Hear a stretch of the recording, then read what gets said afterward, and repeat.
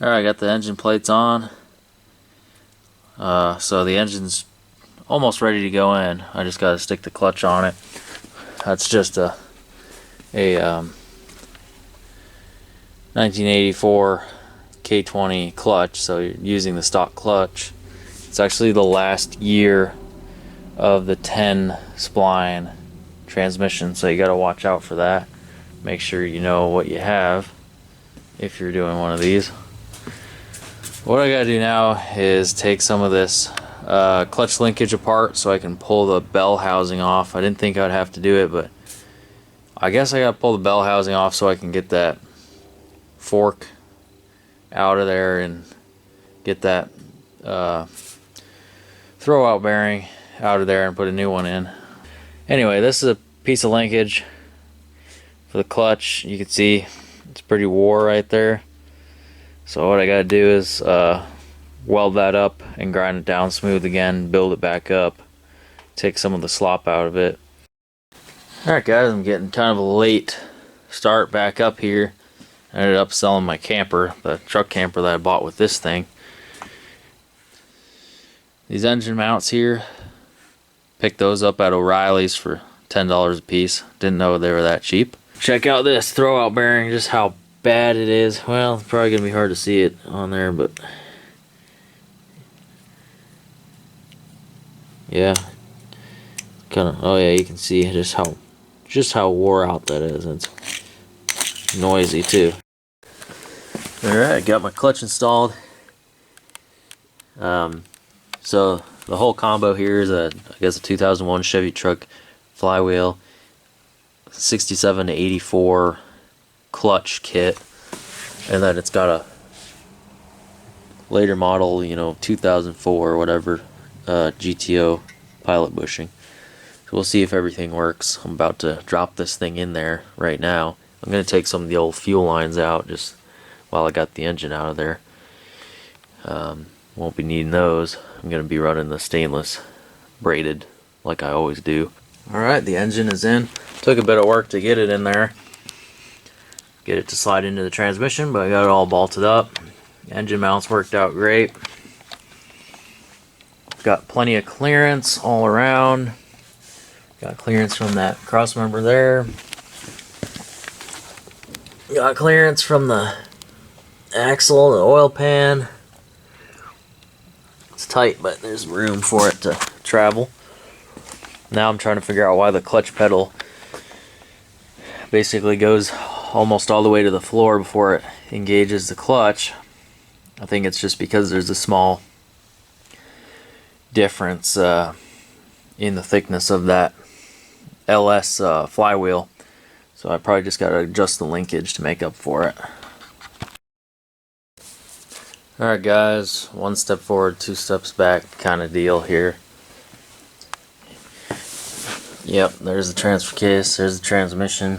Ended up having to pull that stuff out because, well, when I put the engine in, the clutch fork got messed up. It came off of the pivot ball and I couldn't fix it with everything together. The springs are wore out, and I don't know if it broke the springs when I put the engine in there, slid it in there, but anyway, I got a new clutch fork right here, and I decided it was easier to pull the transmission than pull the engine back out, so that's what I did. And getting ready to take that bell housing off because I can't get the clutch fork out of there with the bell housing on either. Here's the two clutch forks here.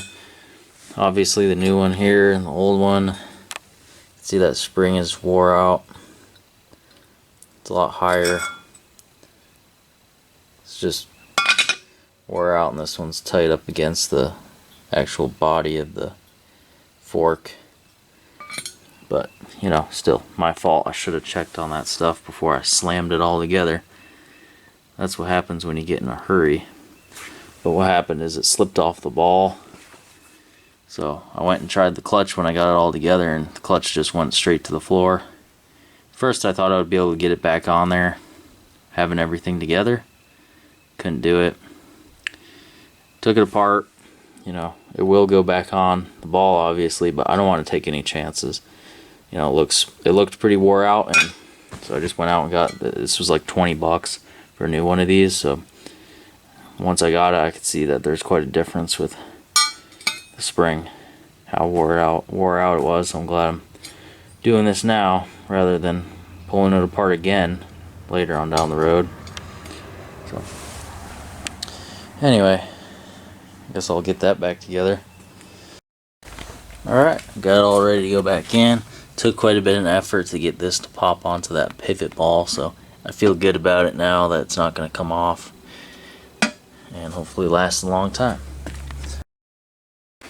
Now it's a beautiful Saturday afternoon.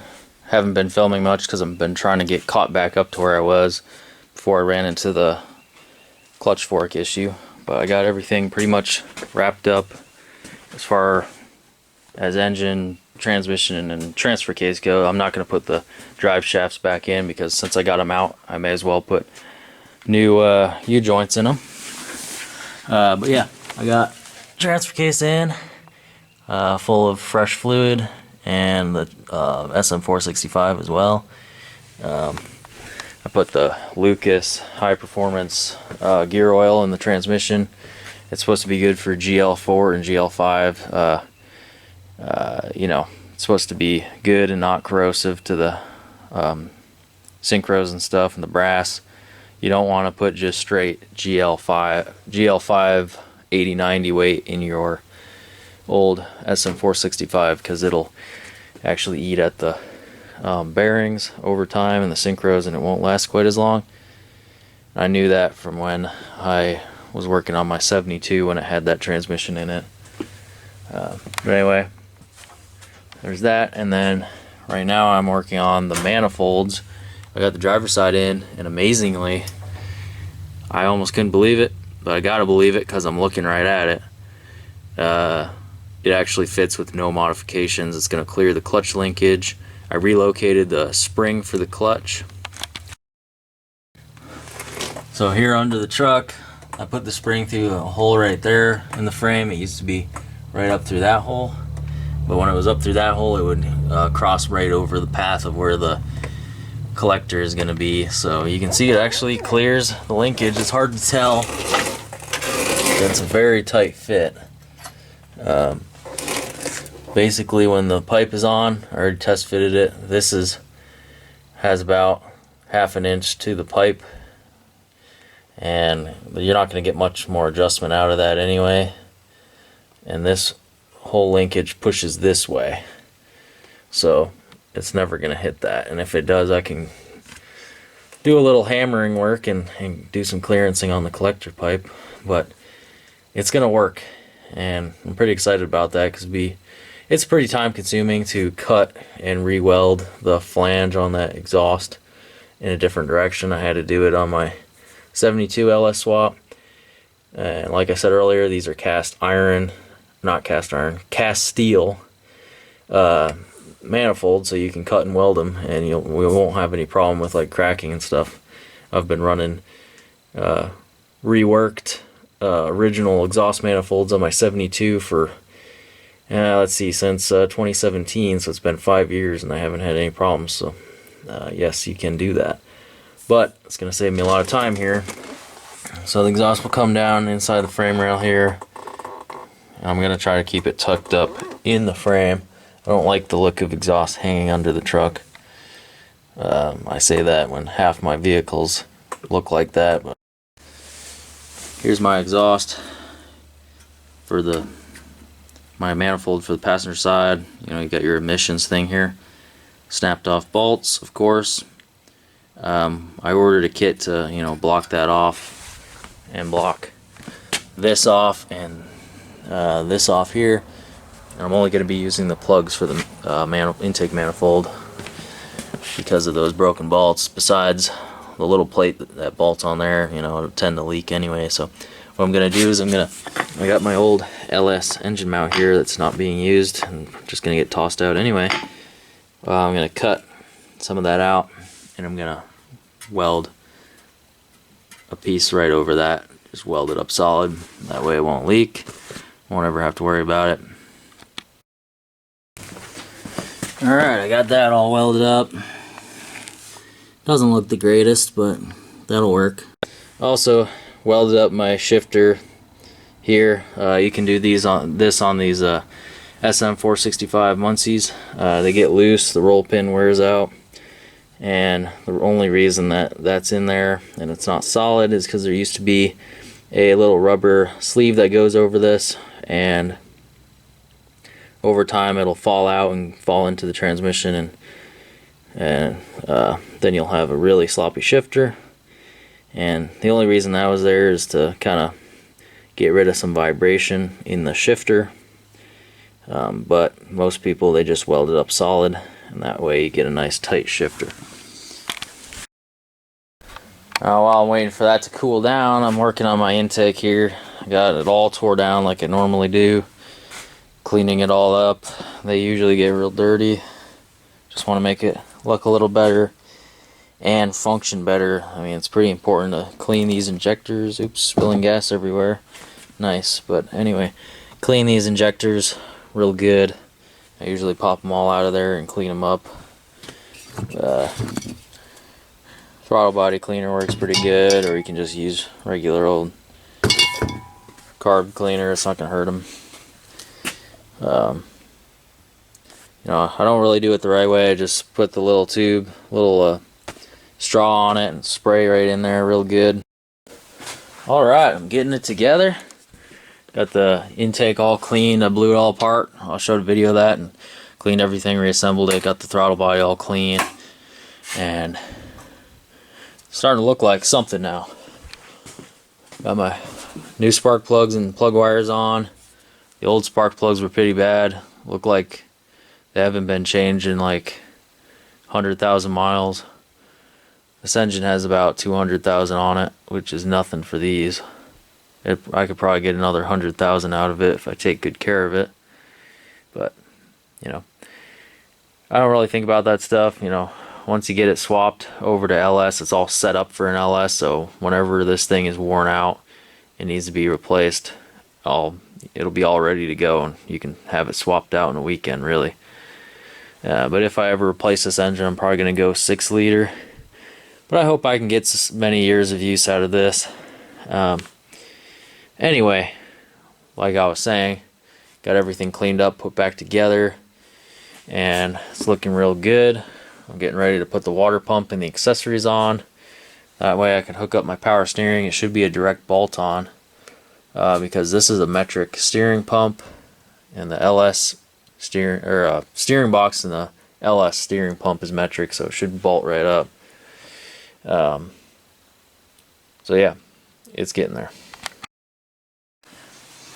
Got all the front accessories on, even got the power steering hooked up. That was a direct bolt on because this truck's new enough to have a metric gearbox. So the 2001 Chevy steering line nut screwed right in. And I even put in the power steering cooler that came out of the donor vehicle, tucked it up in there. Got the fan on. So also got my heater hoses hooked up. So it's coming right along. Tomorrow I gotta go up to Springfield, so I figured while I'm up there, swing over to the pick and pull that's up there. That's the closest one to me, Springfield, Missouri, and see if I can get all the pigtails I need, the connectors I need for the harness, because I'm missing a few of them that got cut. So I'll have everything I need to get the electrical stuff done. I also need to get a fan shroud. I'm just going to use a stock fan shroud. Should fit in there. And I'll be reusing my nice radiator here that was on the truck when I got it. It's a nice beefy like 4-core radiator. Somebody put it in there to keep the 400 cool. And it should keep this engine real nice and cool. That'll be great. With all, you know, the towing I plan on doing and stuff. And I don't have to worry about a transmission cooler on this one. It's kind of nice. I'm getting sick of automatics anyway. I want row my own gears again, even though it's just a, basically a 3-speed. You don't really use low gear, but the truck does have 373 gears in it, so first gear is a little more useful than they normally are. A lot of these trucks came with 410 gears, but this actually came factory with 373 gears. So anyway, guys, I'm gonna end the video here. I'm gonna quit talking and stay tuned for more videos on this. It's coming right along, and you'll see it running and driving before too long, hopefully.